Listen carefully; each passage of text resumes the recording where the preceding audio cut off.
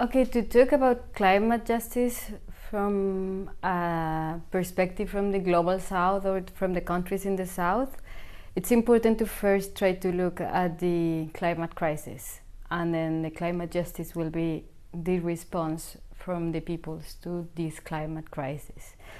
So how do we see the climate crisis? It's generated by an economic model, a production model, consumption and distribution model. That's the thing, that's what is behind this climate crisis.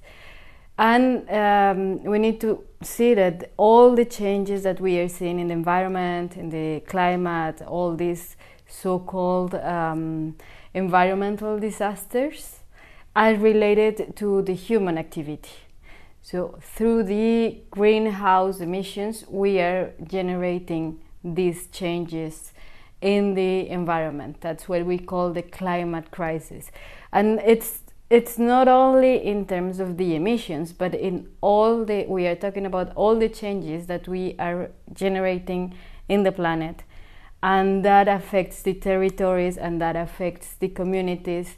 But then it has into the global system, it has like a more bigger impact that we are seeing through these environmental or climate extreme events like hurricanes and typhoons and those things that we are seeing more and more on news. So even when before people were denying that this climate crisis was happening, now we see that it is happening. And what we see is that the most affected people by those so-called extreme events are the poorest people in the south. And why is that? According to the Intergovernmental Panel on Climate Change, the countries in the south are more vulnerable because of their location, but also because of the political and economic conditions to confront this situation. So it's not only a geographical thing, but the cause why they are more vulnerable is also related to the economic and political situation of those countries. So then what should we do to solve that? And that's when the climate justice discussion comes. Because we say all this destruction has been caused by human activity, but this human activity relates to the production. So how do we see this?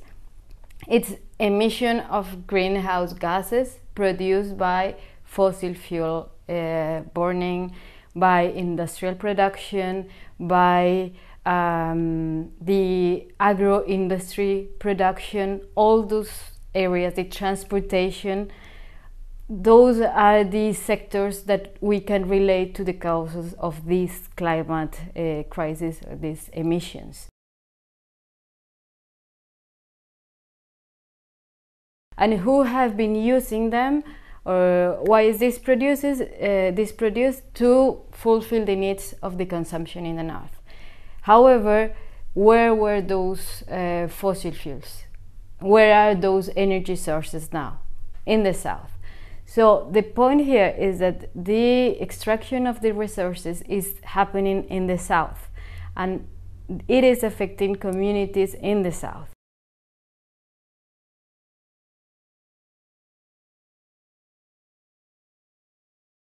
The country where I come from, Colombia, it has one of the biggest coal mines in the world, open pit coal mine. And the communities around this area where the mine is based, they have been displaced. The territory has been destroyed, polluted. The water sources are disappearing or are dried or are polluted as well. People, they don't have anywhere else to go, and they are suffering now from diseases. They don't have the possibility of continue hunting or doing their traditional activities or growing. It's just now the territory is not possible to live in, and this is to satisfy the energy needs from the north. That's why we say this is not just. This is not an economic just model. But this is causing at the same time the climate crisis. This extraction of fossil fuels is causing the climate crisis. So we have been seeing this for years. The scientists saw this 20 years or 30 years ago, and then the UN created a body to address this climate crisis and to say, how can we now solve this crisis?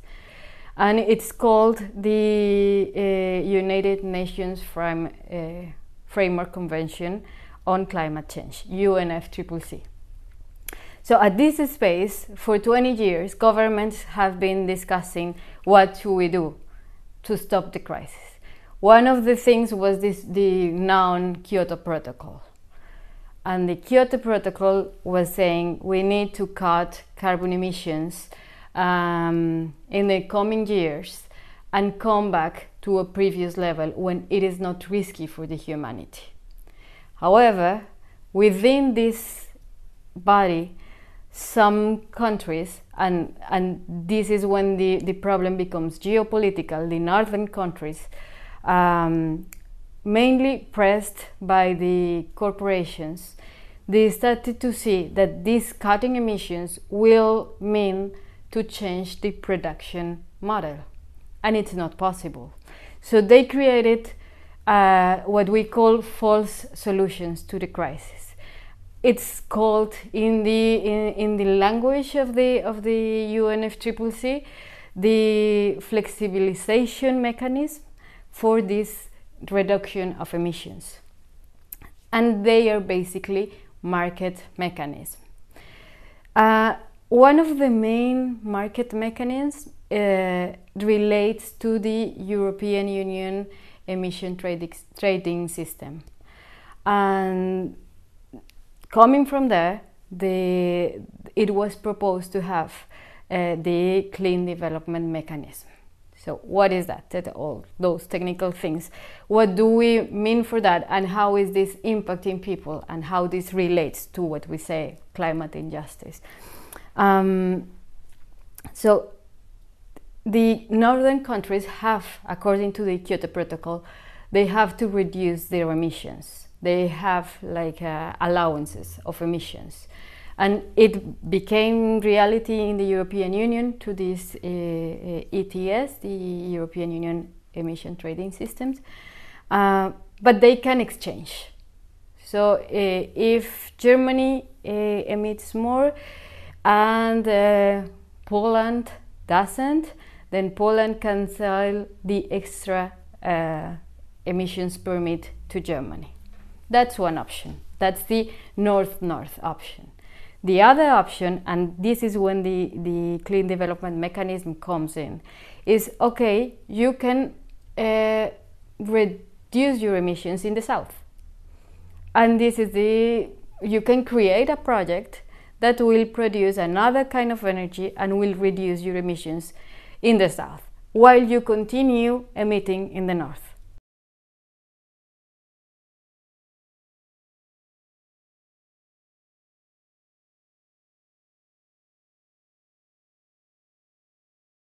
So what is happening in the last years is that there is a lot of money to create those projects in the south. And let's see one example, one emblematic example of these CDM projects. It's the dams. Dams are presented as a clean energy model. And so what they do is they come, and normally who are they? Corporations again. So corporations come to the south and create a big dam, which will produce again enough energy, which at the same time is used to be exported or to extract energy in those same countries, or extract fossil fuels or raw materials. Anyway, so they come and they build these dams, but at the same time they are displacing communities. They are creating a big environmental damage in the regions where they are building these dams. and communities again don't have the space to continue living. So the impact is again the same. Is destroying territories, is destroying the relation between the community and the land, is destroying the possibility of having their own agriculture, while they say that they are just exchanging emissions. Plus, some studies show that the dams produce additional greenhouse gas emissions. So the outcome at the end is territorial destruction of communities, displacement. In many cases, since communities resist, then you see violence and you see criminalization and you see murders in some of those cases, unfortunately many of them. So we are seeing all this and we are not seeing any reduction or any clear reduction of the greenhouse gas emissions. So at the end what we see is this is not to solve the climate crisis. That's why we say this is false solution. This is addressing something else. And what it's addressing is to produce new profits and benefits for those corporations. And at the same time, they don't have to reduce or change their actions in enough. So all of this is what is causing the climate injustice. That's what we say. But as I was saying before, the communities resist. So the communities resist to these projects. The communities resist to the extraction in their own territories. And why? Because they have a strong relationship with the land. That's why we are talking about territory. It means social and political relation with the land, with the water, and with the community itself. So that is another way to address the climate and environmental crisis, deepening this relation from the communities with the territory. And that's when we say, okay, this is our solution, this is the real solution to the climate crisis. Instead of deepening this other model that tries to keep the same consumption and production patterns, we say we need to change this.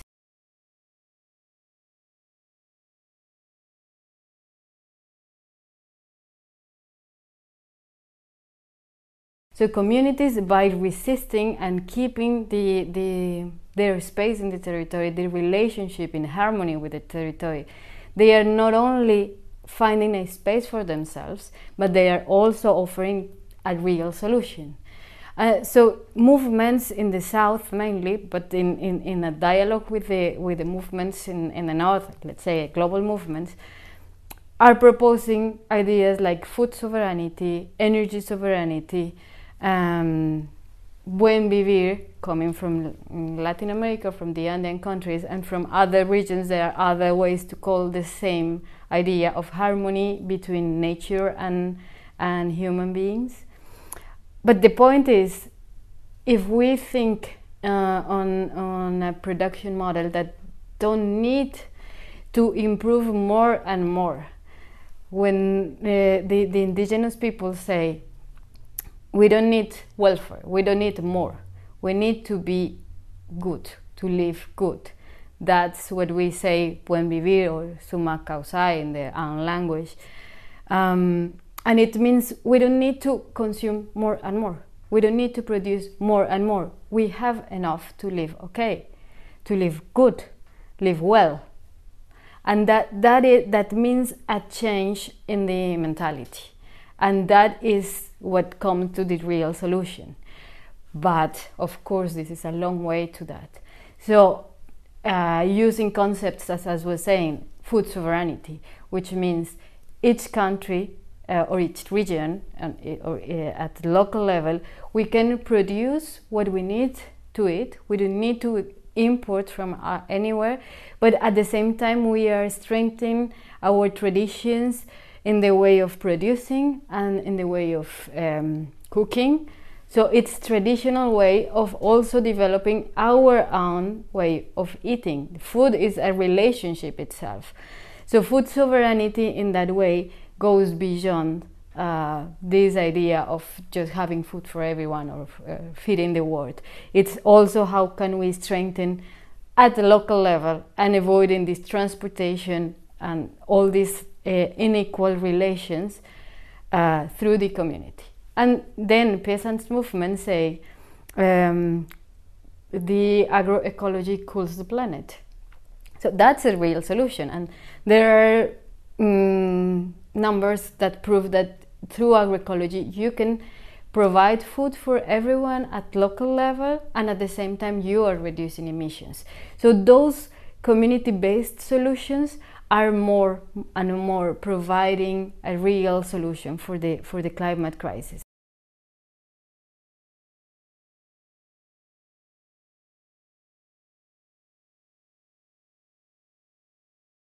Of course, we need to keep resisting to the existing projects. That's needed, and in this way resisting is as well as a solution. Resisting is a solution, but at the same time, through resisting, communities are developing alternatives, and that is one of the main points and what is one of the main things that people are doing in the South.